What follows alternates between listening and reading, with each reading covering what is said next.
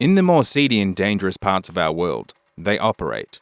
Sometimes in the shadows, in hiding, or plainly and openly in our midst. It is estimated that transnational organized crime takes in between 3 to 7% of the world's GDP, averaging at about 4.7 trillion US dollars per year, amassing their illicit wealth through sordid means and shady businesses and establishing intimidating reputations.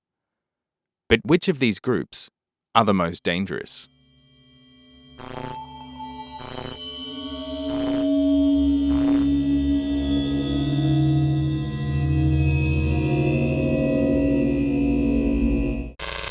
Welcome to another episode of Shadow Matter, where in today's episode, we will be exploring the top 10 most dangerous organized crime groups. Before we go on, I want to preempt an apology if I mispronounce any of these names. I will be trying my hardest, but they are not my first language. Without further ado, let's get into it.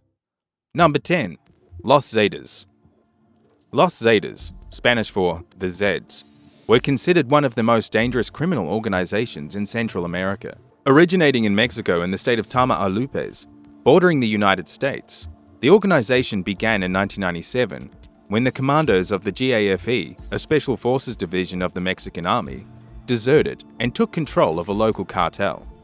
After establishing authority in the region, the group of its original 31 members became known as Los Zetas, a reference to their leader's radio code, Z1. The gang began expanding its operations into drug trafficking, which put them into direct rivalship with another of Mexico's well-known cartels, the Sinaloa Cartel.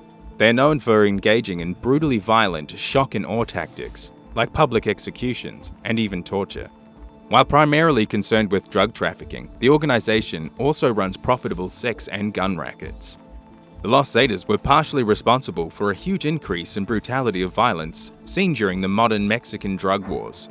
Unlike other cartels, the Zetas did not buy alliances so much as terrorize their enemies by means of using extreme violence as a form of psychological warfare. They preferred to take military-style control of territory and holding it through sheer force and exploiting its criminal opportunities. A series of infighting and military raids forced the Zetas to disband and fracture into splinter cells, with far less authority and reputation that they once previously held. Number 9. LA Gangs, Crips and Bloods. In Los Angeles, California, primarily in the south-central suburbs, gang activity can trace its roots to post-World War II economic decline in the area. This led to a lot of poverty, unemployment, and racial segregation of young African-American men. These young men were excluded from organizations such as the Boy Scouts, which led to them starting their own street clubs. The Crips, founded in 1969 by Stanley Tookie Williams and Raymond Lee Washington, when the pair decided to unite their street gangs into a single entity to fight off other rival street gangs. By 1972, the Crips had become such a dominant force on the streets of south-central Los Angeles that an imposing faction was born in retaliation. They are known as the Bloods. Both gangs primarily consist of members being of African-American descent, have waged war with each other for over 50 years, sometimes erupting into violent skirmishes involving police and innocent bystanders. As with most criminal street gangs and organized crime, the Crips and Bloods have traditionally benefited financially from illegal activities like drug dealing, prostitution, robbery, and selling firearms on the black market. The Crips and Bloods are recognized by their colors that they wear and various differing hand signals. Today, they are still a menacing presence in not only Los Angeles, but across the United States and even further abroad. Number 8. MS-13, Mara Salvatrucha. Mara Salvatrucha, commonly known as MS-13, is an international criminal gang that originated in Los Angeles, California in the 1980s. Originally, the gang was set up to protect Salvadoran immigrants from other gangs in the Los Angeles area. Over time, the gang grew into a more traditional criminal organization. In the organization's early days, it focused mainly on protection of its Salvadoran members, but after the end of the Civil War in El Salvador, 1992, many of its members were deported from the United States, prompting the organization to spread further into Central America. Primarily involved in trafficking drugs, they have also been known to traffic weapons and humans as well. Recruitments are mainly young Central American men, many being minors of school age and are kidnapped and forced into initiations. MS-13 are reputedly notorious for their extreme violence and a dark moral code that emphasizes merciless retribution. Members are often recognizable because of their tattoos and clothes, often adorned with MS-13 symbols. Their shocking level of violence is so extreme that the group has garnered the attention of the FBI and other international governments hell-bent on ending the MS-13. In their territory of Honduras, El Salvador, and Guatemala, is nicknamed the Northern Triangle and is considered the most dangerous and violent part of the world that is not at war. Number 7. The Albanian Mafia. Depending on who you ask, the Albanian Mafia may or may not exist. What we do know for sure is that the collective term refers to the groups of criminal organizations that are solely dominated by men of Albanian descent. Albanian organized crime is very active in Europe and even stretches to other parts of the world such as the United States, Canada, South America, and even Australia. These groups are heavily involved with trafficking drugs, arms, and trafficking women. They are said to control a large part of the billion-dollar wholesale cocaine market in Europe. Some of these groups' origins can be traced back to the 1950s, when large groups of Albanians immigrated to Turkey. This subsequently opened up trade routes for heroin from Turkey into Albania. During the 1980s, a second wave of immigration took place where it saw Albanians flock to the United States and predominantly New York, and some men found work with the American Mafia as hitmen. In 1989, as communism began its end, in the wake, Albanian criminal gangs expanded and gained a lot of power. Now with connections in other areas of the world, these criminal groups could connect with each other and trade through illicitly. Today, it is believed that there are 15 different crime families operating in Albania. Their major areas of revenue are trafficking heroin and women for the sex trade. They are considered by many to be a hybrid group, as they not only deal in criminal activities, but are heavily involved in political activities as well. As time passed, the Albanian Mafia expanded its reach into more and more parts of the world, and is quickly becoming an international threat. For example, in China, authorities have uncovered Albanian Mafia activity, including drug trafficking and prostitution networks. Reports state that the Mafia is involved in drug smuggling to Chinese cities. After this, they are involved in human trafficking of Chinese nationals to Europe. According to the US State Department, Albania is the mainstay of organized crime worldwide. Even the Israeli government has confirmed that it's concerned that the Albanian Mafia has spread its influence into the country's banking system. I would like to cover the subject of the Albanian Mafia more, so if you would like to see a video about it, let me know in the comments below. Number 6. The Cartels, Sinaloa, Medellin, and Tijuana. The name cartel is synonymous with Latin American crime. And while this may be a stereotype of the culture, one cannot deny the brutality and sophistication that drug cartels have had the reputation of over the years. They have primarily been focused in South and Central America, although they can be found in other parts of the world such as Asia, Africa, and even Australia. In Mexico, the cartels are known as La Mafia, or narcotraficantes, or just simply Narcos. At this point, I don't really feel that I need to explain which activities are involved with cartels, as we all probably know. But the oldest recorded syndicate is probably the Gulf Cartel, whose roots can be traced back to the Prohibition era in North America, when its operations primarily consisted of bootlegging. But the cartels with the most dangerous and violent reputations are probably the Sinaloa, the Medellin, and the Tijuana. Most cartels that are mentioned today got their start after the disbandment of the Guadalajara Cartel, also known as the Federation, which had smaller groups or plazas that branched out from under its rule after its disintegration in 1989. Some of these cartels can still be seen being active in Mexico today, such as the Tijuana Cartel and their rivals, the Sinaloa Cartel.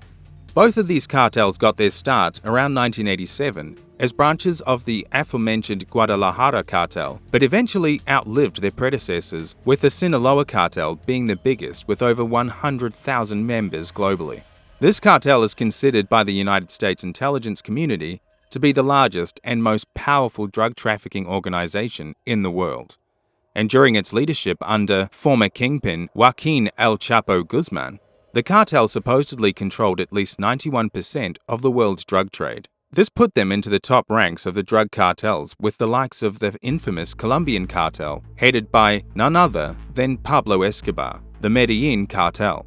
The Medellin Cartel is often considered as the first major drug cartel that shaped many of the modern-day drug cartels that we see today. Founded by Pablo Escobar and a network of drug smugglers, this cartel rose to the top of international criminal organizations in the late 70s and early 1980s. At its height, the cartel boasted over 750,000 members globally and shipped around 300 kilos of narcotics per day. The cartel was known for its violence and attempts for political ambition and even waged war on the Colombian government. Furthermore, their leader Escobar held dominance over regions close to Medellin, where he used kidnappings and intimidation methods to secure his power, implementing his sicarios, or assassins, to commit thousands of executions throughout Colombia. The Medellin crumbled after Escobar was captured by authorities in 1991, but he escaped and went into hiding. In 1993, Escobar was killed in his hometown by the Colombian National Police. At the time of his death, he and his cartel raked in $70 billion a year. He is considered the richest criminal in history. Number 5. D Company. India is not a usual suspect on lists of crime groups that can be found on the internet or books. But this criminal organization may be one of the most dangerous, as it may have ties to terrorist groups such as Al-Qaeda. The organization known as D Company by various Indian media groups has been a dominant force for illegal activities in the criminal underworld of India, Pakistan, and the Middle East. But their main hub of activity is Mumbai, India. The crime syndicate was founded and controlled by Dawood Ibrahim, an Indian crime boss, drug dealer, and wanted terrorist in the late 1970s. D Company makes large amounts of money through extortion, kidnapping, trafficking, and smuggling, and contract killings. In the 1980s, during an economic recession, D Company smuggled approximately 25 to 30% of India's total gold and silver imports. This created a monopoly that allowed their leader to set his own selling prices throughout India. D Company's leader, Dawood Ibrahim, was designated a global terrorist in India and the United States in 2003 for his suspected role in the 1993 Bombay bombings. In 2011, he was listed at number 3 on the FBI's World's Most Wanted Fugitives list. He has since fled to Pakistan, although the government there denies his whereabouts, and he is still one of the most wanted fugitives in the world today. Number 4. Yamaguchi Gumi, Yakuza. The word Yakuza, in Japanese translated to English, means gangster, although the name is also said to derive from a Japanese card game. But the modern-day Yakuza appears to have origins in Japan's Edo period, from amalgamation of two undesirable social classes, bakuto, gamblers, and the takiya, peddlers of stolen goods. The Yakuza are known for their strict codes of conduct, their organized fiefdom nature, and their extreme ritual practice of amputating the left pinky finger, also called yubitsumi. This criminal organization is split into many syndicate groups, with 3 of the largest still playing an active role in Japan's criminal underworld. The largest of these are the Yamaguchi Gumi. They maintain a large presence in many parts of Japan, including the island of Kyushu, which has historically been associated with the Yakuza. This family was founded in 1915 by Harakichi Yamaguchi in Kobe, Japan, and are involved in many illicit activities such as contract killing, arms trafficking, internet pornography, drug trafficking, money laundering, and human trafficking, just to name a few. The Yamaguchi Gumi are said to be among the world's wealthiest gangsters, bringing in billions of dollars annually through their underworld activities. Members of the clans of the Yakuza are often seen with their bodies heavily tattooed, which has led to the Japanese government to enforce strict no tattoos policies in public bathing areas, such as onsens.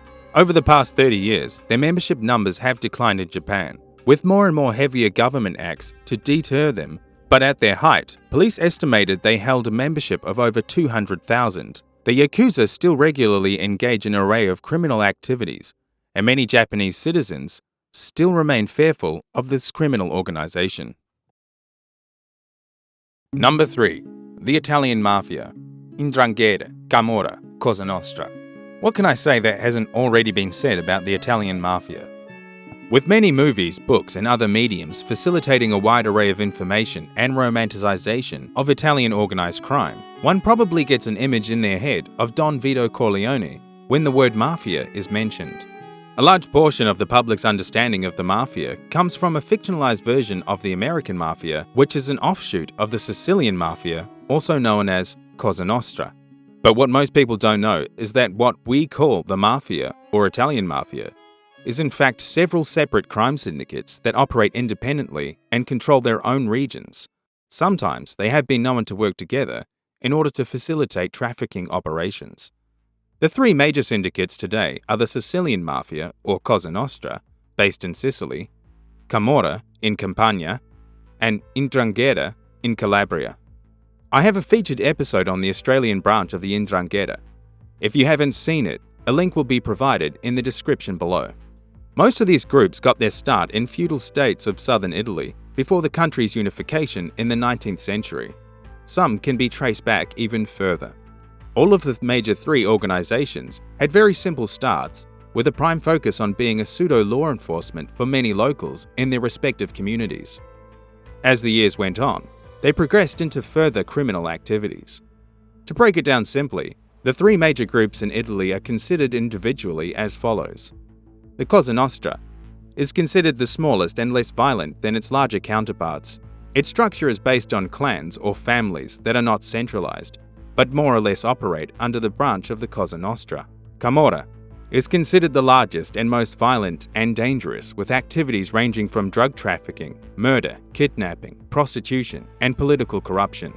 They have expanded territories in recent years and have even been known to have affiliates in South American cartels.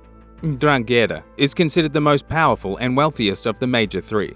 It is characterized by a horizontal structure made up of autonomous clans known as Ndrins, based exclusively on blood ties.